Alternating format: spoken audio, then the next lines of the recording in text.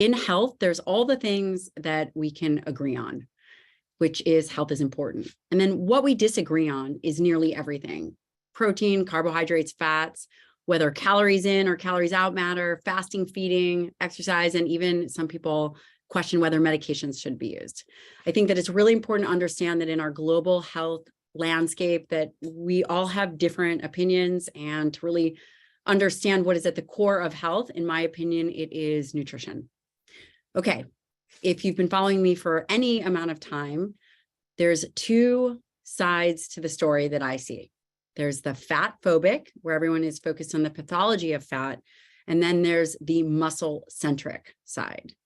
As it relates to fat phobic, everyone is talking about weight loss. And it's really important to understand that weight loss doesn't indicate the quality of weight loss. So if you are joining this challenge because you're very interested in losing weight, we have to think about the quality of weight, meaning you're going to maintain your muscle and you really want the weight that you lose to be primarily fat. Another thing that people have always talked about as it relates to kind of this fat-centric pathology of fat is it's all about carbohydrates and doing extra cardio rather than resistance training, and really thinking about the health of muscle. From my perspective, the fat phobic view is all symptomology. At the root cause, it is medicine, is muscle. So here, I'm going to pull myself down here. From this perspective, muscle-centric medicine, it really is about the quality of muscle mass, really thinking about muscle health as a primary indicator for longevity.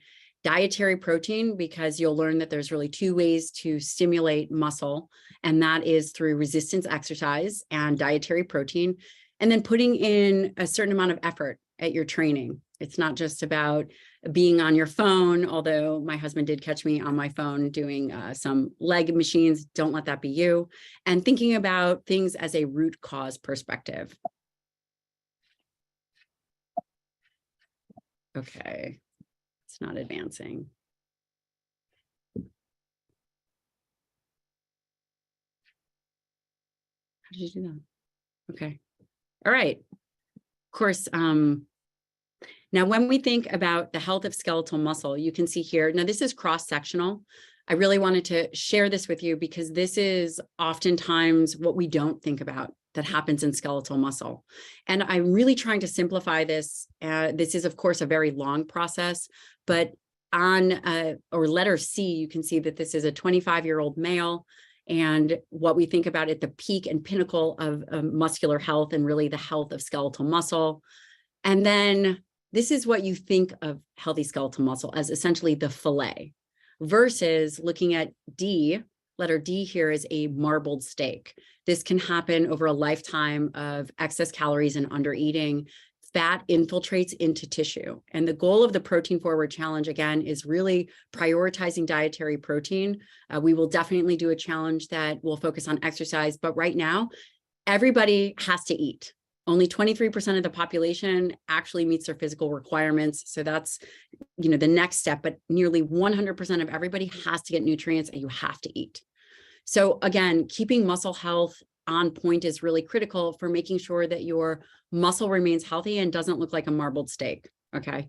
And this can be the trajectory of aging when you clog up your metabolic sink, which is essentially muscle. Now, for anyone who is older, and I say that cautiously because obviously we're all getting older, but over the age of 65 is in the literature what we would consider a more mature individual. Your muscle, this is not inevitable. So you can actually see that the quality of this muscle is great. And this was maintained over a period of time through exercise. Okay. Muscle is the organ of longevity. I don't know that guy, but I wish I did. Again, this is conceptually thinking that in our minds, we all, or the narrative is that we're going to age a certain way. It's not true. Now, it's not for lack of effort that we're seeing this explosion of challenges with weight, but really, I think that it's we have to adapt our training and nutrition, which we are going to talk about how, as you are aging, and again, aging is, if you're over the age of 30, you should begin to adapt your diet so that it works for you. And we're going to talk about very specifics. There's so many questions, but it really is not eating the way that you did when you were in high school and assuming that those strategies are going to work. Changes with age. Now, I focus on the changes with age because it does affect nutrition. This shows a linear decrease. The older that you get, the more your hormones decline. That is not necessarily accurate. It's not always this linear decline. And the same thing that happens with skeletal muscle. We always think of as our older individuals that their muscle mass, just all of a sudden they woke up and they were tiny and more cachectic or more sarcopenic is a better term. That's not true. It's typically a series of catabolic crises. And a catabolic crisis would be a time, for example, if you had to go on bed rest, or let's say you got the flu and you stopped being physically active for a couple days or a week, these over a period of time, this can really impact muscle negatively.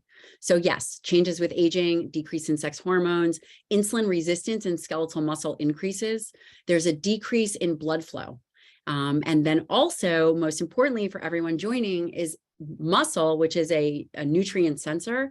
That signaling of the signaling to the muscle decreases.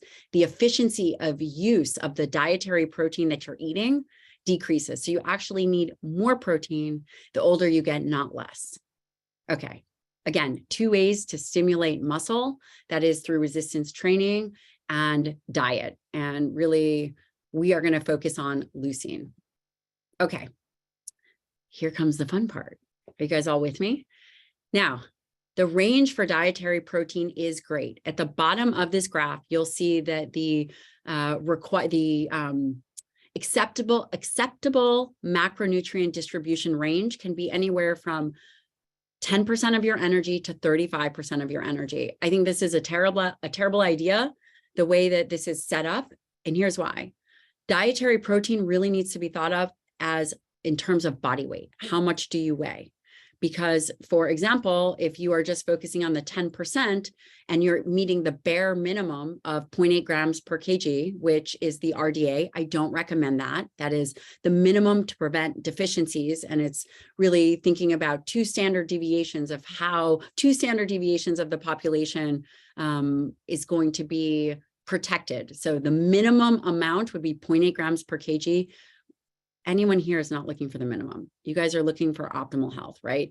Again, could go up to 3 grams per kg. So the range for how much protein you get is variable. And again, I believe that it should really come down to body weight. Okay, so here are the current guidelines, 0.8 grams per kg. Yeah, I'm just going to throw this out the window. Again, we are thinking about optimal health and wellness. 10 to 35% of total calories. Okay, shouldn't be thought of as total calories. We do need to think about how much you weigh. And again, I will also say that these requirements, that these recommendations came from nitrogen balance studies. And last time I checked, nitrogen balance was not a health outcome. So we have to think, okay, there's that. Now, here's some myths about protein. There are a lot of myths out there that float around on the internet, and we have to understand what is actual and what is not. Myth number 1 is high protein causes bone demineralization. There's been many meta-analyses, 2 recent meta-analyses that I can think of that really has put this to rest. High quality protein is very important for bone density and for building and maintaining bone over your life. Number 2, excess protein raises blood glucose and insulin too much. So protein will stimulate a phase 1 insulin response versus so that's already the preformed insulin that is in your pancreas versus eating carbohydrates directly create also phase 2 insulin response, much more robust. Protein will impact blood glucose through gluconeogenesis. So it allows your blood sugar to remain stable. It is not comparable to carbohydrates. So that's also false. Protein is bad for the kidneys. Also false. I would say that That is not true, and it is certainly not true for healthy kidneys. All protein sources are created equal. Not true. There's going to be a quiz after this. I didn't tell you guys this, but in order to actually stay in the challenge, you have to get the questions right. Okay. I know, my mom jokes are fire. So not all protein is created equal. There was a lot of questions here about plant proteins, animal proteins, including collagen. Protein sources are determined, the quality of the protein is really based on the amino acid profile. And that's something to consider. It is very difficult. You know, we don't have a good scoring measure for that yet, but we will. Protein is too acidic for the body. No, the body's blood pH is very tightly regulated. As a nation, we are not eating too much protein. The average protein intake for most people is, you know, it's around 80 grams, and that's being generous, depending if it's a male or a female. And not only that, 40% of women over the age of 65 are not meeting their dietary protein requirements. So that's important to know. Protein is not only important in weightlifters, and if not used, turns directly to fat. I don't even know where that myth came from. Protein is very difficult to store. Okay, do we need protein? We actually need the amino acids. The reason we eat protein is for the amino acids, and there are essential and non-essential amino acids. And really what we're eating for is the essential amino acids. The non-essential amino acids our bodies can make. And this is where a lot of the core teachings come from that I really try to highlight. And of course, my longtime mentor, Dr. Donald Layman, really focused on thinking about protein as a metabolic signal and thinking about the amino acids as unique triggers to the body, and in particular leucine. And that's what determines muscle health. Again, I say that cautiously, leucine alone doesn't determine muscle health, but dietary protein is required for muscle health, and that is the high quality protein. So again, do we need protein? Well, yes, but it's actually the amino acids that we need, and the specific amino acids. And the branch chain amino acids are really critical. Again, leucine, isoleucine, and valine. Leucine is the main trigger for muscle protein synthesis. And when we think about leucine, this is interesting. This is the one thing I really want you guys to get, and we're going to spend time talking about it. When we think about protein, you have to think about the quality of protein, because ultimately the goal is to protect muscle. And I believe that the first meal and the last meal of the day are the most important, and you really want to stimulate muscle. Muscle is primed. You're coming out of an overnight fast. So for that first meal of the day, you'll see at the bottom here, it says protein 10, 20, 30, 40, 50, 60. This is grams of protein. Now, I had mentioned that the reason that we need protein is for these essential amino acids. And that one amino acid is leucine, and that's known as the branch chain amino acid. A certain amount of this amino acid is required to stimulate muscle as it relates to a meal threshold. So the minimum amount of protein from a high quality source is around 30 grams. The minimum amount of protein required to stimulate muscle from a high quality source is 30 grams, which will equal 2.5 grams of leucine. Okay. And this month, you guys are going to get very good at understanding how many grams of protein that you're eating and where it's coming from. If you are more mature, or you're only eating, you know, 2 big meals, then you really want to think about getting between 40 and 50 to even 55 grams of protein at that first and last meal of the day. Okay. Okay. Quality matters. Again, it's the leucine content, and the leucine content and all the amino acids are important, but primarily the leucine content for triggering muscle. So you can see here for a, you know, it's probably, this is 4 ounces of protein or so, will give you roughly 30 grams of protein and 187 or 183 calories. For quinoa, if again, you're using a plant as your only source, you have to be really careful. Quinoa was touted as the superfood, right? This like good source of protein, but you can see here, again, if you believe the data that we need a certain amount of protein to stimulate muscle on a per meal basis, then you can see this is not a viable option unless you're like some Olympic swimmer. Now, chickpea or tofu have more room. But again, if you're going to get all your protein from chickpea, it would require 36 grams. So you'll need, if you were going to use a plant-based protein, you'll need around roughly 30% more, depending on the choice. And again, with that comes a higher calorie load. Tofu is a bit better, and then whey protein. Whey protein is a great source of protein, and it's a great source of leucine. And you guys will get this webinar so you can see this. But again, this is ways in which you can get your leucine amount. And this might be a lot for you to think about, but for people that are eating eggs, you can think about, well, how many eggs would it take for me to get to 2.5 grams of leucine? So this is a way to think about it. Anything that is steak, turkey, tuna, super easy. Super easy. For every 4 ounces or 5 ounces, you're gonna meet your leucine threshold. Okay, I'm gonna skip over this so that I have time for questions and everything, but I'll just mention it briefly that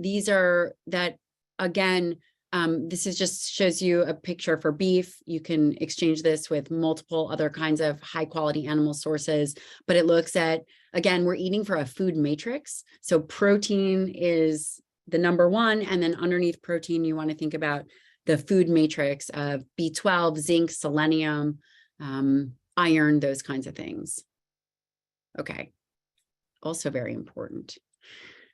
Now, aging, while I'm using that term loosely, does not impair the capacity to respond. So remember that picture that I showed you in the beginning where that individual looked like a marble steak?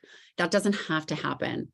And there's ways around it, again, through exercise and timing of protein, which is interesting. So this was a study that showed young tissue, showed the robust response of responding to protein, or actually, amino acids.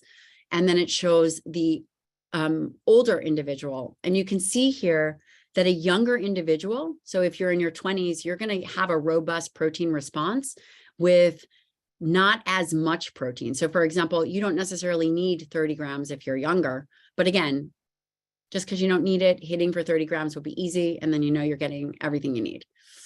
But what's so interesting is that, so just to keep in mind that a younger person has a robust response to a lower protein amount, but an older person, and this says elderly, you could say, older individuals, also some obese individuals, their muscle isn't stimulated the same way. So they will, potentially benefit from a more robust protein dose per meal. So that's a one consideration. And a guy named Nicholas Bird did a lot of that work. Moving along to the 4 ounces of beef. So 4 ounces of beef, you can see that the white bar is young and the dark bar is an older individual. So before meal, the muscle protein synthesis is down. Then after a meal, so this is what essentially this is showing you, is that with a 32 gram robust dose, you're seeing the response act like youthful tissue. So essentially what you're seeing is older tissue can act like younger tissue as long as your protein dosing is correct. And a very practical application of this, again, is 30 grams of high quality protein. So how are you going to make your meals? You're going to think, how much do you weigh? And I'm going to recommend that depending on your size, you're going to go for 1 gram per pound ideal body weight. Okay, 1 gram per pound ideal body weight. I'm sure I'm going to get lots of questions on this. And that's the first thing that you have to determine. How many grams of protein are you eating? Then the next idea is, how many grams are you going to hit per meal? From my recommendation, you really want to hit that first meal between 40 and 50 grams and that last meal between 40 and 50 grams. The middle meal doesn't matter as much. Again, we'll get into more detail as if you're looking for weight loss, all those other things. And then thinking about how the quality of that protein, right? So if you are choosing a high quality protein, you could get by with 40 grams. If you are choosing a lower quality protein, perhaps from plant sources, then you're going to need a more robust number of protein. So maybe it's 50 to even 60 grams, depending. Okay, so Now let's talk about some of the advantages of why you're going to be on a protein forward challenge. And again, this is not extreme. What we're really looking to do is target your dietary protein and improve the amount that you're eating. It is not difficult to overeat carbohydrates. I challenge you to sit down and try to eat a chicken breast. I guarantee you, you immediately lose your appetite, or you'll really see how hungry you are. So what are some of the advantages of improving dietary protein intake in the diet with reduced carbohydrates, meaning you're pulling back on some of the carbohydrate consumption and replacing it with protein? It improves body composition, protects skeletal muscle. It targets fat loss, which is really key. Again, the quality. It increases metabolic rate. So protein has a thermic effect of food. I actually believe that is from the way in which it stimulates muscle, which is also important to meet that threshold, because when you turn on that mechanism, it does require energy. So there's that. Reverses metabolic syndrome and improves cognitive performance, lowers triglycerides, has the potential to improve HDL, can make LDL more buoyant. It decreases fasting blood glucose. And then, of course, lowers insulin and blood pressure. So, okay. So fats, again, we can talk all about this, but really you're going to focus on dietary protein, 1 gram per pound ideal body weight. Whether you choose fats or carbohydrates is up to you. And as we build out the diet, it can be from 0.7 to 2.2 grams. Thinking about and understanding what your maintenance calories are is going to be important for you. People are very up in arms about carbohydrates. There's no bad food. It does have to fit within your plan. Fiber is important. Choosing a food that you're not going to or overeat. Like, for example, if you wanted to have these Oreo cookies and then it was hyper palatable and you're eating all these cookies, that's a problem. Carbohydrate needs versus tolerance. I'm sure that we've all heard that you don't need carbohydrates. The RDA for carbohydrates is 130 grams. That's potentially too high. Again, it really depends on your activity level and the way in which you choose to eat. But the average American is eating 300 grams. Okay, so there's that. Here is how we typically design the carbohydrates in the diet.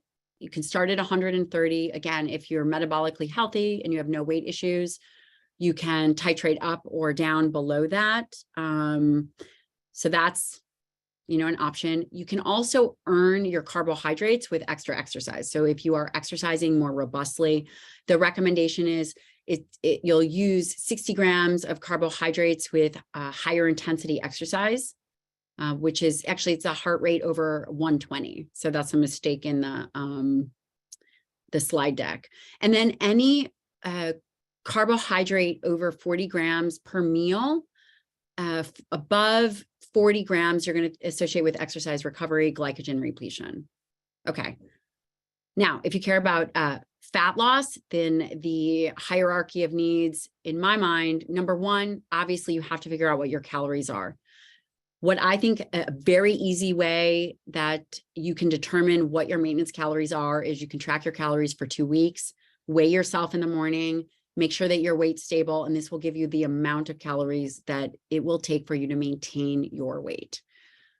Optimizing for protein, correcting carbohydrates can be, if you're over consuming, again, that's the easiest thing to do. So correcting that, obviously, resistance training, and then sleep. Yes, sleep is a big thing.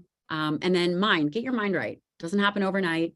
Prepare for where you're going to fail. There's going to be challenges. There's going to be roadblocks. If you are blind to that, then you will continue to repeat old patterns. So understanding the mindset around what it takes.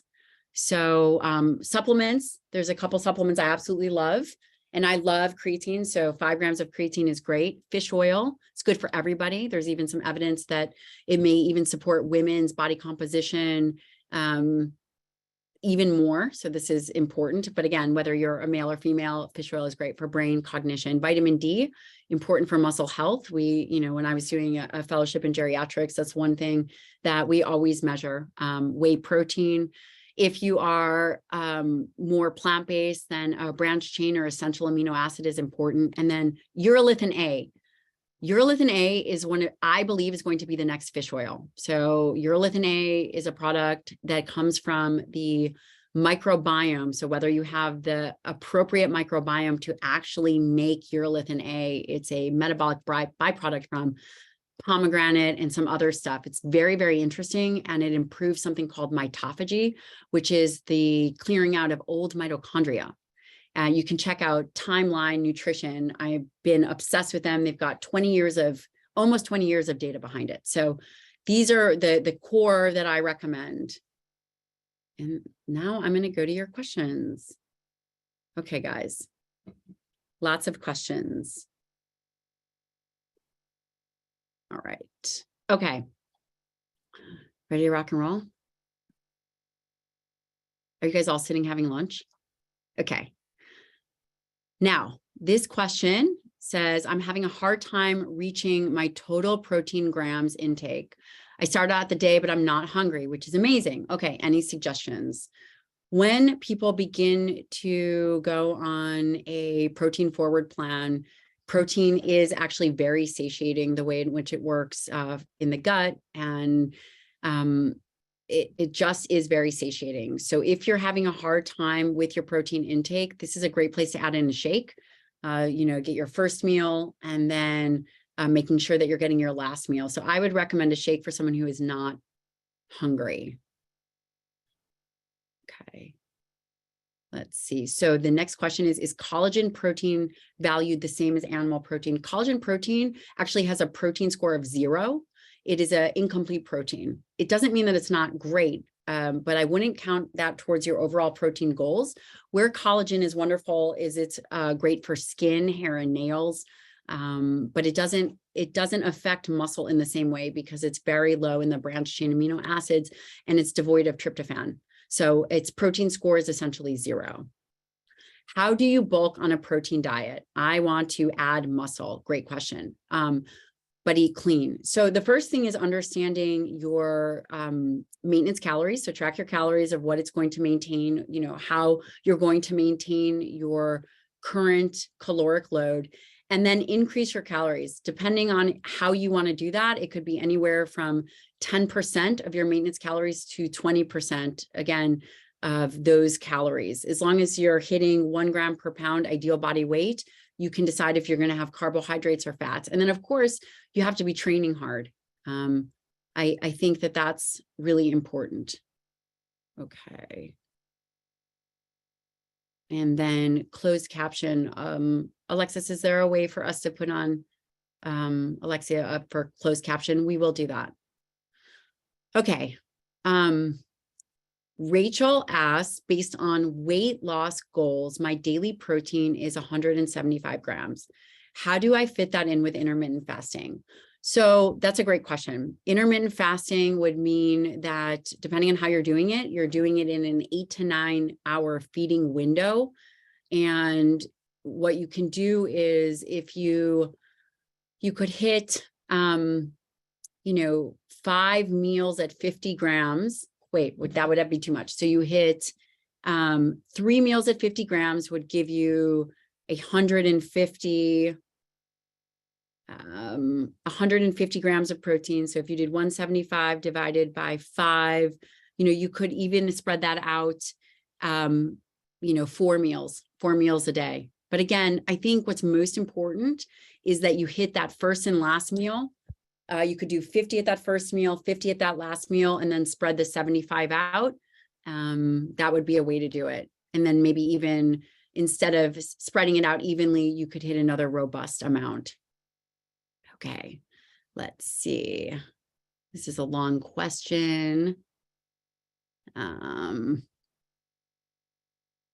So dear Dr. Lyon, I'm going to go ahead and send you my 3 questions. Yes. I think it's Letitia. Am I saying it right? We don't know. Okay, well, I'm really excited. Okay. Is your recommendation protein calculation 1 gram per pound ideal body weight still adequate for perimenopause and postmenopausal women? Yes. And here's the reason. Protein recommendations is really based on body weight, not hormonal status. So that's a great question. For people who are only concerned about increasing muscle mass without weight loss, do you consider to be enough to adjust protein intake? Let's see, or is the max intake 130? Okay, this is a great question. If you are not concerned about losing weight, but you're really interested in just muscle mass, again, hitting 1 gram per pound ideal body weight is adequate. And then the next question is, you really have to think about total calories and training. So I think that is making sure that your total caloric load, once you've reached your protein goal, your total caloric load and your training is really tight. Remember, we don't have a max of protein that we can utilize. We utilize all of it. Where the max comes from is really, I think, the evidence to suggest muscle protein synthesis might not have any more benefit of above and beyond 55 grams of protein per meal. Okay. Let's see this one. So should I hit answer live? Do you guys want to see these questions? I'm doing. Oh, okay. See, I got tech support. Can I split my 40 grams of protein in the morning, half before I work out and half after? So no, this is the one thing that you don't want to do. I suggest that you have all your protein at one time. This is some of the biggest mistakes that I think people make, is that they'll sip on their protein shake throughout the day.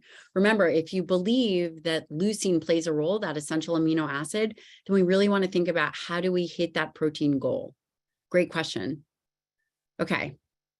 Recommendations from a diet perspective to support mental health during perimenopause and menopause. From a diet perspective, I think being consistent and not eating erratically. So for example, if you are someone that struggles with an eating disorder, or if you are someone that struggles with emotional eating or self-soothing with food, I think not having an erratic program is really important. And then mental health, I think one of the things that's most important for mental health is community and having people that you can talk to. From a supplement perspective, it's good that you have vitamin D on board and fish oil. Those things can certainly help potentially with mood.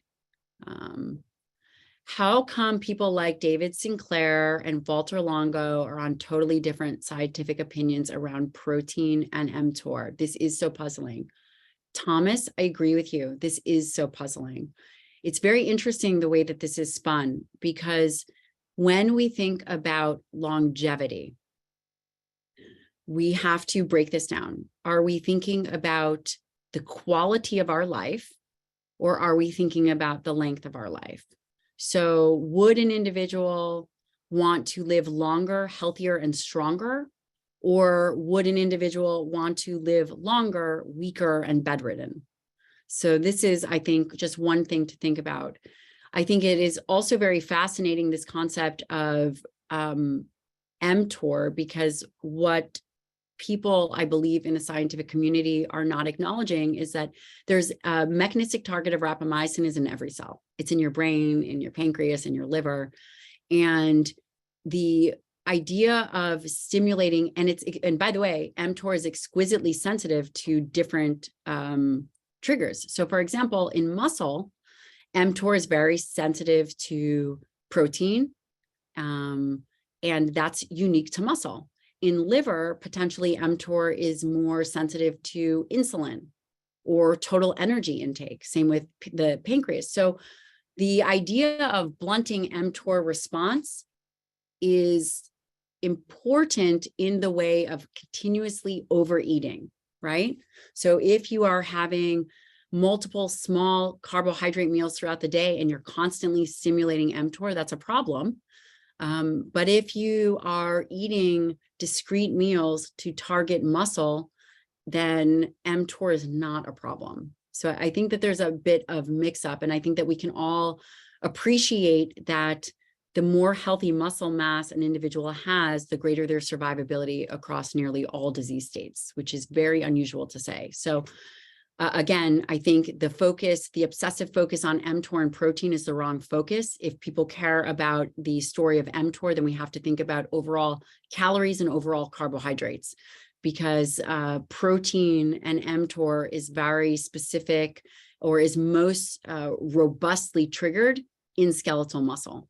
And also resistance exercise stimulates mTOR. So, I don't think resistance exercise is bad either. Okay. Alexis Allen asked, where do you find the best place to buy your chicken and beef? Do you have companies that ship, or Sprouts or Whole Foods do you recommend? Thank you. Well, I use beef from a place called Certified Piedmontese. You guys can check them out. I have a code. I think, what is my code? It's like, oh, it's in the ebook. There you go. And I have no financial connection to Certified Piedmontese other than I love them. And they will allow you to keep your protein up and your fat intake on the lower end, which allows you to correct for calories. As far as chicken, I use a local source here. It's called Bone in New York, New Jersey, or I get it from Whole Foods. I think that that's also great. So there's that. I will mention one thing. If you can't afford to buy organic, there's no issue, right? I still believe that high quality proteins are better than no quality proteins. Let's see.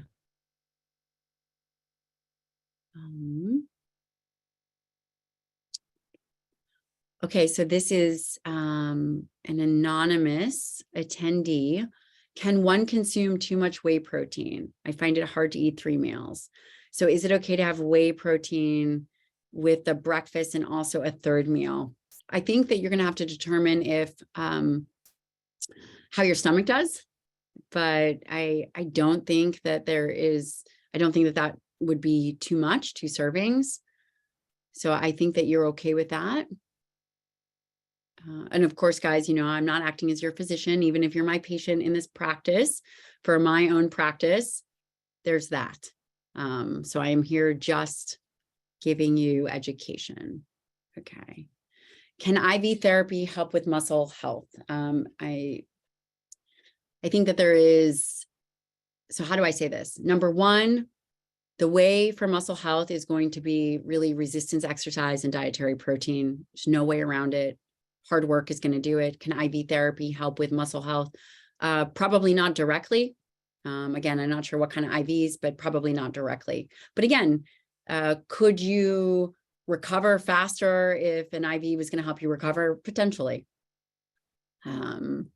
Does too much protein turn to sugar? Great question. So the question about gluconeogenesis, this is essentially what this question is asking. For every 100 grams, so there's literature to suggest that for every 100 grams of dietary protein, your body will generate 60 grams of glucose. And that is through the process of gluconeogenesis through the liver. So yes, it does generate glucose, but it's not generating glucose at the same rate as if you were to ingest it. So it would be a slow, steady gluconeogenesis versus, which is essentially your body being able to generate its own glucose versus having a 50 carbohydrate load of Gatorade. So it's different. And also protein is very valuable to the body. We need it for everything. The body's going to try to use those amino acids.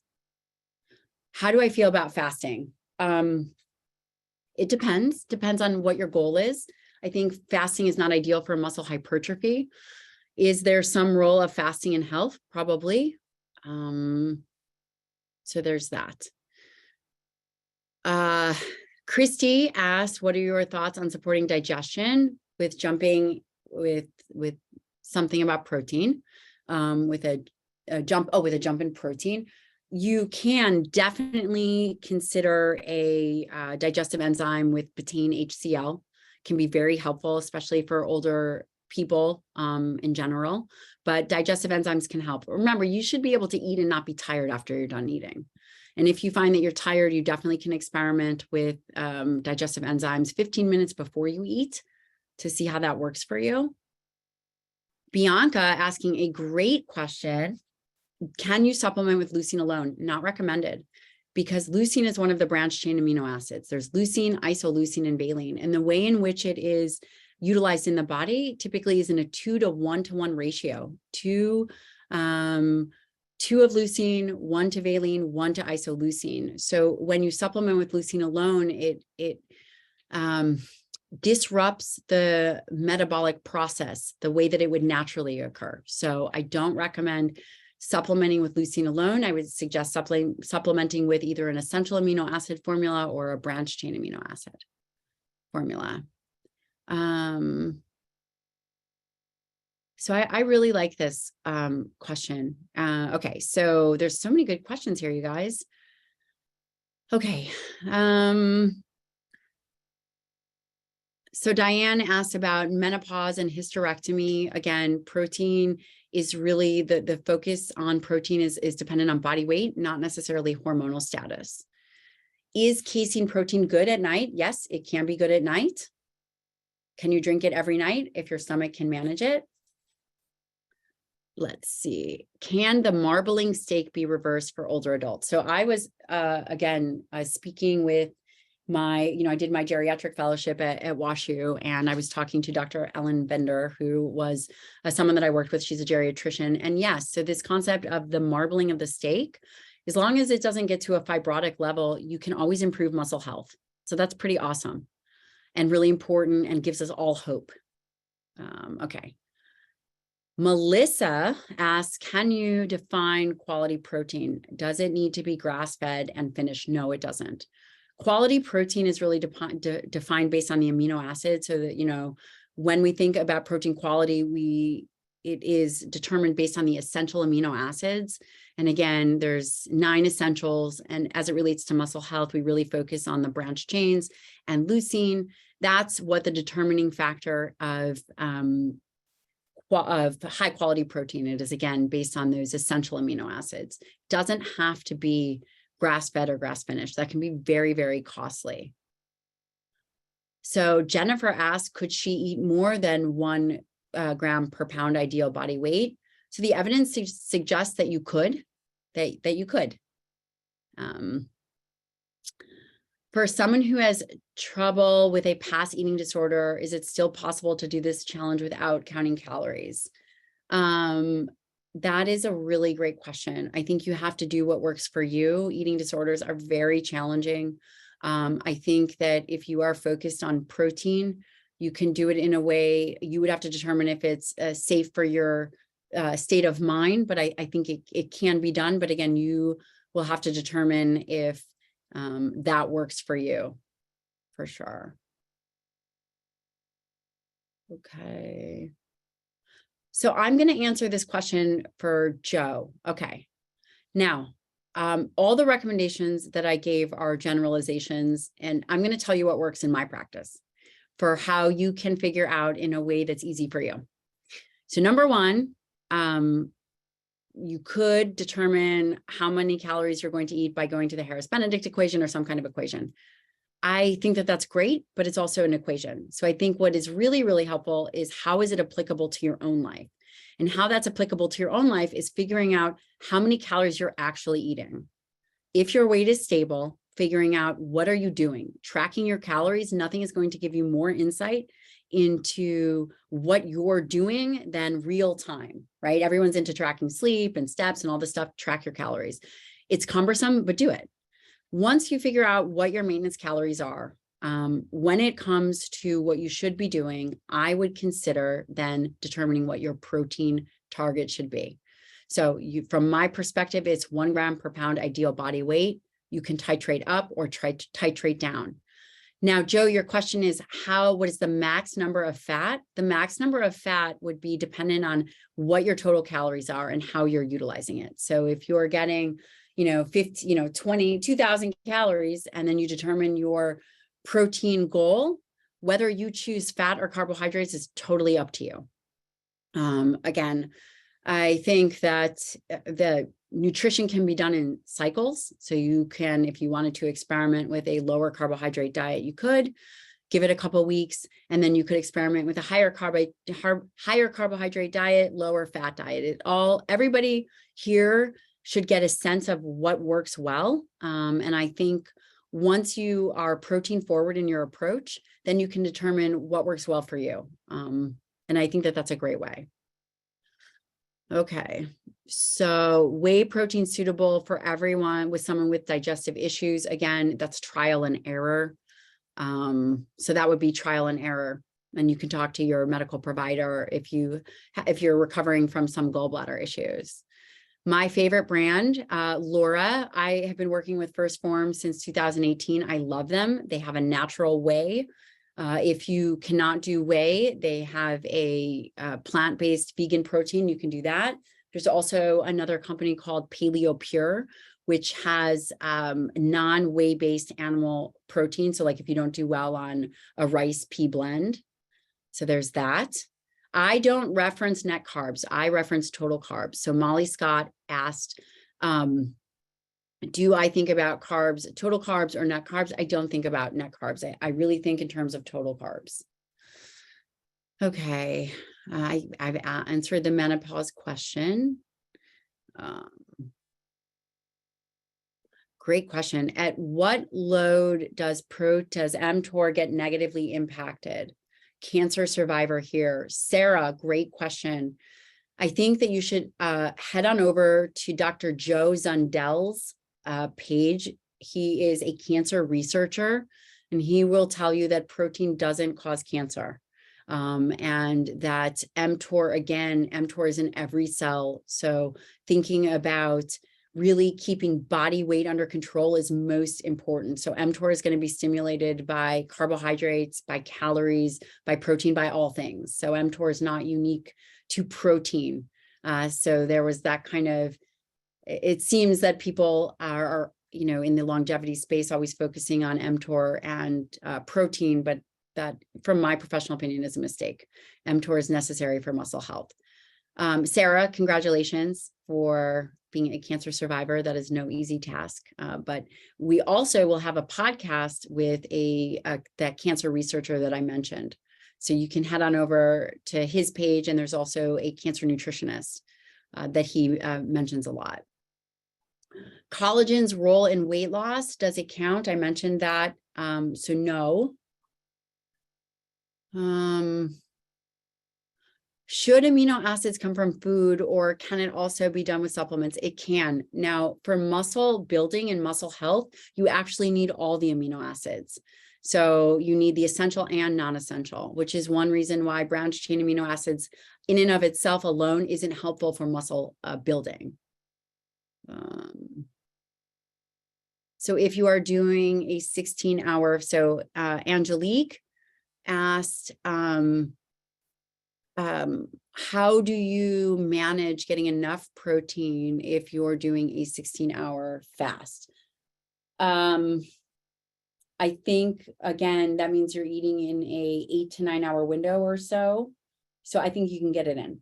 Again, making sure that you're meeting at least 2 meals with a threshold amount. Kimberly, the fat recommendation, it depends. I don't give a specific fat recommendation in the way that I think that you should explore it, because for me, I tend to be a lower fat person. So I keep my fat at around 40 grams a day, but my protein and carbohydrates are higher. So I think it's really figuring out what works for you. So figuring out your protein target, determining, do you skew for more carbohydrates versus fat? If you are metabolically healthy, then you should have no trouble getting 130 grams of protein and then filling the rest in with fat, or 130 grams of carbohydrates. Again, you can titrate up or down, and then the rest would be fat. Okay, so dosing. So Janelle says dosing for supplements, specifically urolithin A, 500 milligrams. So I've been using 500 milligrams. I think it's amazing. I'm telling you guys, if you guys dive into this research on urolithin A, you're going to be shocked. It's going to be the next thing. And when I say the next thing that is evidence-based, which is amazing. And if you are doing any kind of endurance activity, urolithin A can help with that. It really affects the mitochondria. Okay, great question, Adele. Adele Lopez asks, if you're insulin resistant, do you recommend going lower in carbohydrates? Yes, I do. I absolutely do. I think that that is a great place to start. And of course, exercise for skeletal muscle to improve insulin resistance. One way that I've done in the clinic is we do an even distribution of protein and carbohydrates. So we'll do, for example, we'll start, this is just an example, 30 grams of protein, between 30 and 40 grams of protein 3 times a day. And then we'll start the carbohydrates at 30 grams with each meal, with each of those meals. Certainly not above that. So that could put someone in a 90-gram carbohydrate zone or higher depending, but that's a great place to start. So that would be an example of where I would do, I would favor fat over carbohydrates at that meal. These are great questions, you guys. I really appreciate you taking the time on your lunch break, depending, I suppose, on where you are.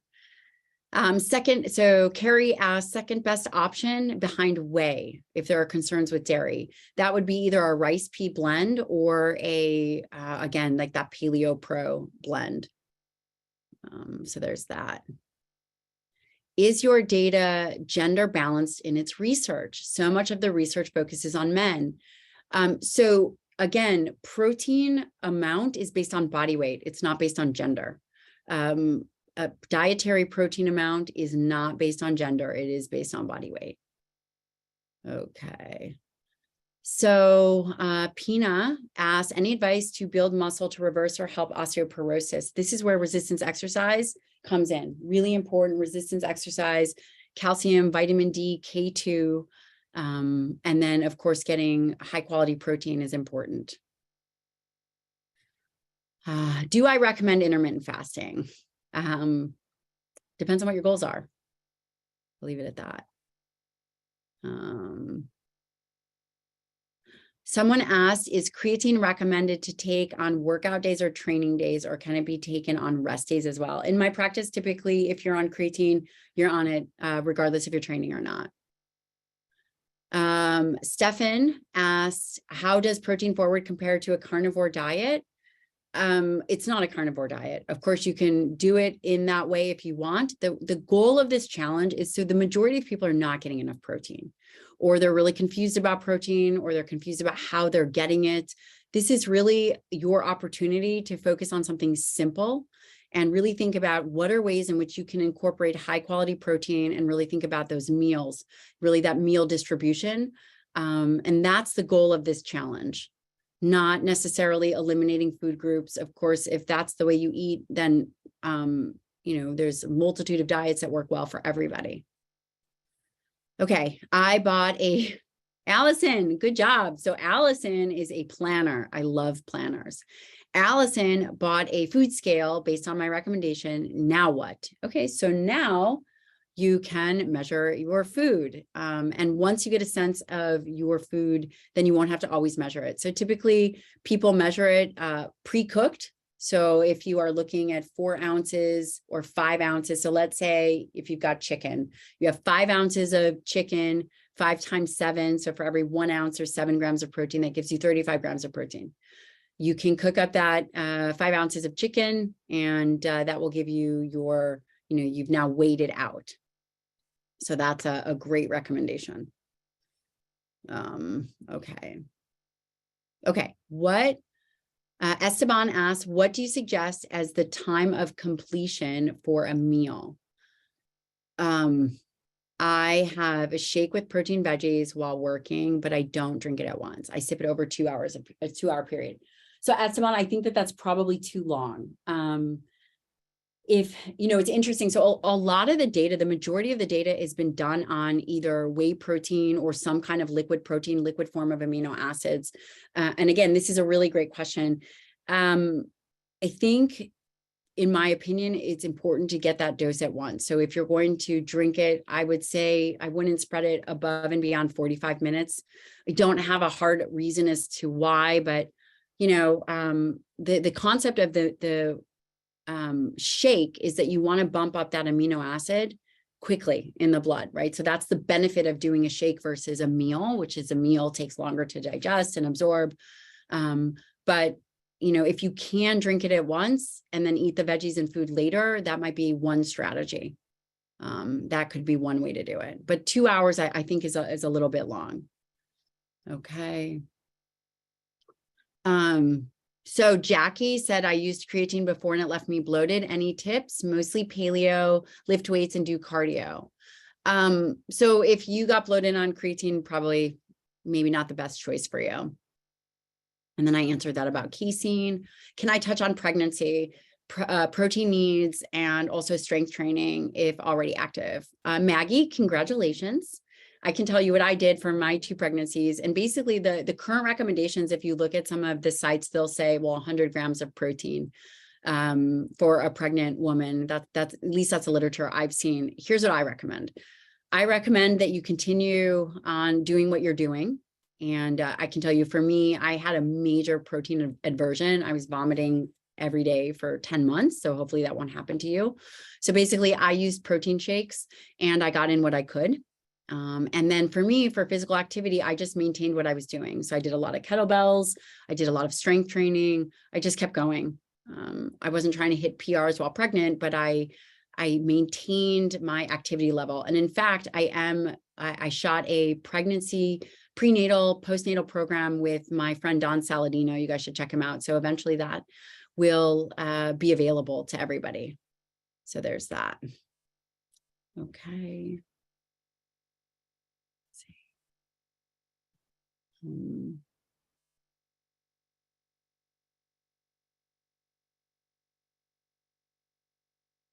Okay.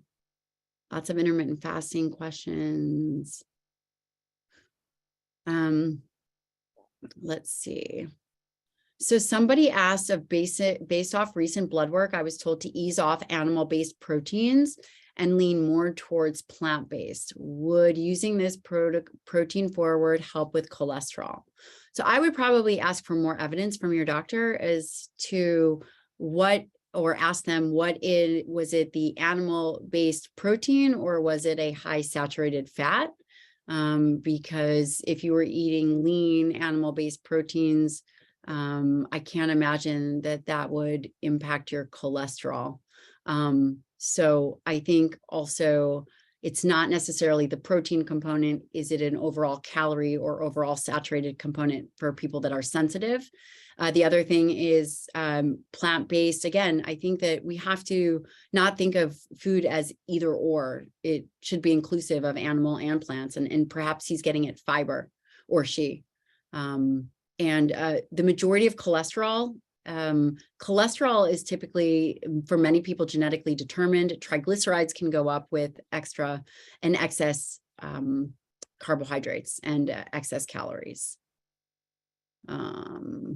Okay, what are your thoughts on intermittent fasting and according to your cycle? I may be a little bit slow to come on board with the change everything with your menstrual cycle thing. I know that there are certain professionals talking about it and I've interviewed them. I just think that it creates another layer of complexity to things. So I think being consistent will win. I think being tight and consistent with what you're doing is really a plus. Okay. Mary G asked a great question. I'm afraid of getting fat from eating too much protein. How do I change that mentality? Protein is one of the most difficult nutrients to store. It is so critically important because it's an essential need. It's very, very, very difficult. In fact, there's overfeeding studies that it shows it's very difficult to put on a substantial amount of fat from a protein forward type plan. So again, if you're putting on weight, it's really about calories, but lean protein sources are phenomenal. In fact, so I ran a weight loss clinic for 2 years, and we always were focused on higher protein. I say that cautiously, what is higher protein, and lean sources of protein. And again, I have a clinic that we do that now. So Mary, don't worry. Okay. I'm doing a protein shake, but some days it's hard to stay in my calorie range and also have a shake. Then just, what are my thoughts? Well, you have to accommodate. You have to accommodate. So either get rid of the shake or drop the meal. Okay, let's see what else we have.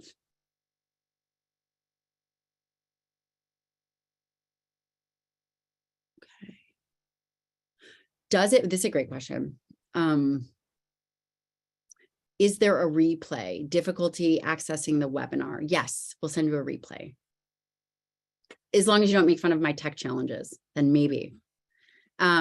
So how does bone broth protein score? Michelle, oh, I love Michelle. Michelle, 0. So it's a score of 0. A bone broth protein would be essentially a score of 0. Now, if you put chicken in your bone broth, that's different. Does it matter if we have carbs in our first meal or after the workout? If you are trying to lose weight, I typically find it easier to place carbs around your workout. I tend to keep in clinical practice for those individuals, depending on where they are in a weight loss journey, keep them lower carb in the morning. Okay. Patricia Pastuch. Whole eggs. If you are under a calorie control, so I'll use a few whole eggs, and then you can add egg whites if you wanted to, if it was outside of your target calorie goal. Okay, so many questions. All right, guys, we have lots. Hold on, let me have another meeting, but let's see how long I can go for. Go for a couple more minutes. A common one would be for someone who weighs above 150.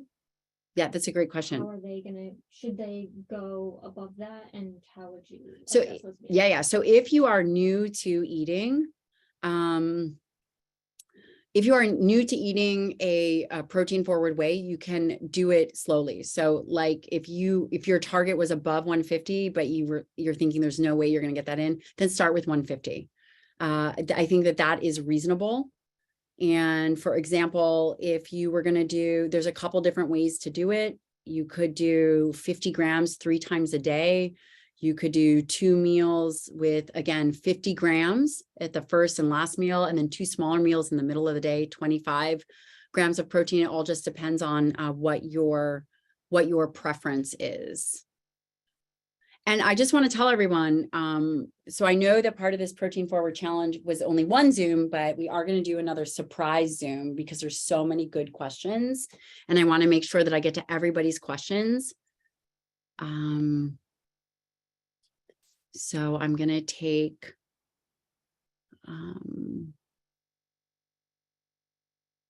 one more. Let's see.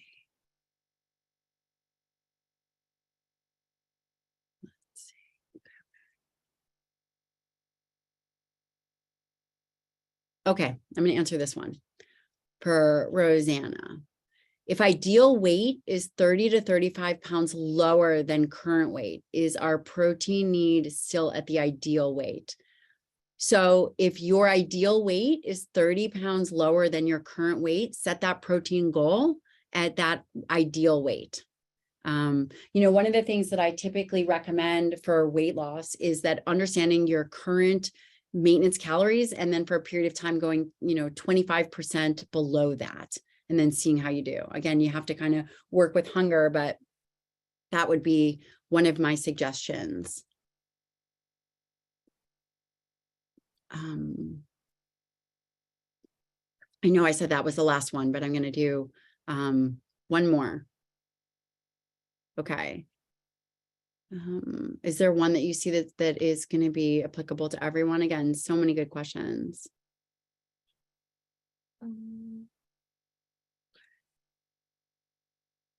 This is, let's see. People seem to be a little bit confused still with the fat. So would you recommend them putting it in like chronometer? Yes. Yes. So if you guys have, if you're confused about fat, you can put it in chronometer to see. Again, it is about total calories. I think that's really what we're thinking, what I want you guys to be thinking of. And then for the fat recommendations, let's see, I think I put for you guys it can be in a range anywhere from 0.7 to 2.2 grams per kg.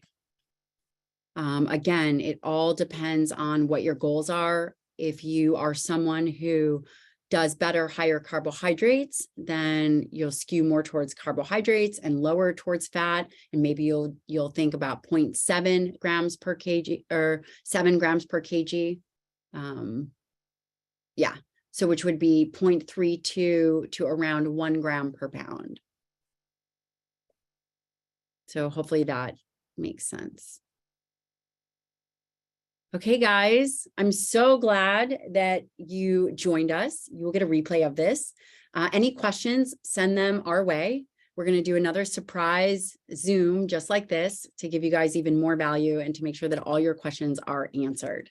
Hope you have a great rest of your day, and I'll see you soon.